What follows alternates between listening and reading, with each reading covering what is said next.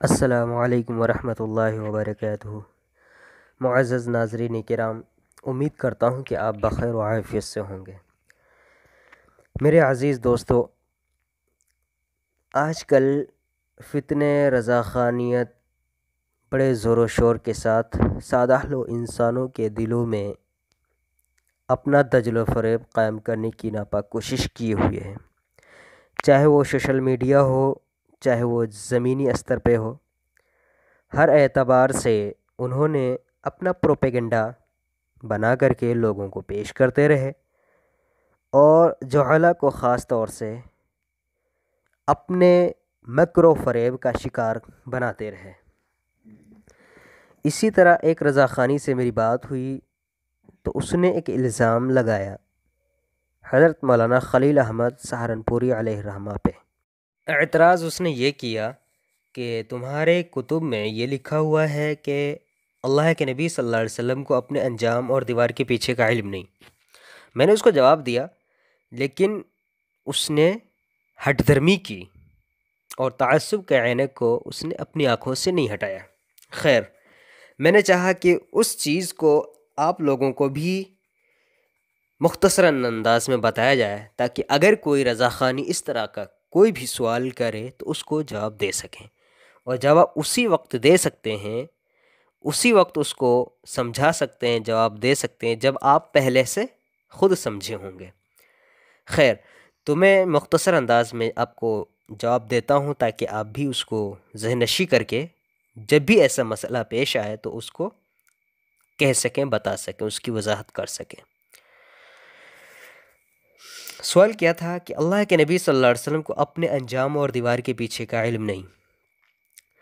تو ہم اس کا جواب یہ دیتے ہیں کہ یہ جو سوال ہے یہ سراسر بہتان ہے، حقیقت سے دور تک کوئی واسطہ نہیں ہے، بلکہ یہ محض اعتراض کرنے والے کے دل کا اختراع ہے، موضوع ہے، من گھڑت ہے۔ صورت مسئلہ کیا ہے؟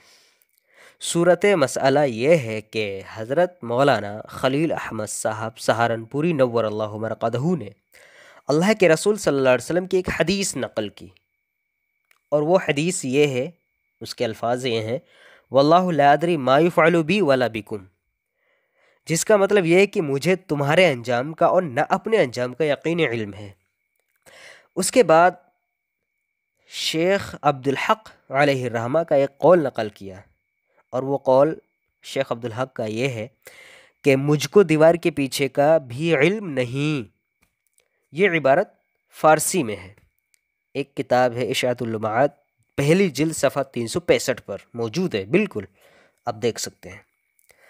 اب اگر حضرت اس عبارت کو نقل کرنے سے نبی پاک صلی اللہ علیہ وسلم کی توہین کرنے والے ہوتے ہیں تو شیخ عبدالحق بھی رحمہم اللہ، جن کی یہ عبارت ہے، وہ بھی توہین کرنے والے ہوں گے۔ پھر ان کے خلاف پرچے کیوں نہیں شائع ہوئے؟ ان پہ فتوے کیوں نہیں لگتے؟ ان کو یہ لوگ برا بھلا کیوں نہیں کہتے؟ اور یہ بات بھی ذہن نشی رکھیں کہ جب ناقل کسی بات کا حوالہ پیش کر دے تو ناقل بری الذمہ ہو جاتا ہے، اس سے بری ہو جاتا ہے۔ لہذا جب حضرت نے، یعنی حضرت مولانا خلیل احمد صاحب سہارنپوری نور اللہ مرقدہ نے شیخ عبدالحق، جن کو یہ بریلوی بھی اپنا بڑا مانتے ہیں، ان کا قول اور حدیث پاک کا حوالہ دے کر کے عبارت نقل کر دی تو حضرت پہ الزام عائد نہیں ہو سکتا، بالکل نہیں ہو سکتا، کسی صورت میں بھی نہیں۔ اس کے بعد بھی اگر کوئی شخص حضرت مولانا خلیل احمد صاحب سہارنپوری نور اللہ مرقدہ پر اعتراض کرتا ہے تو یہ حضرت سے اس کے تعصب کی دلیل ہے، بغض و عناد کی دلیل ہے، ہٹ دھرمی کی دلیل ہے۔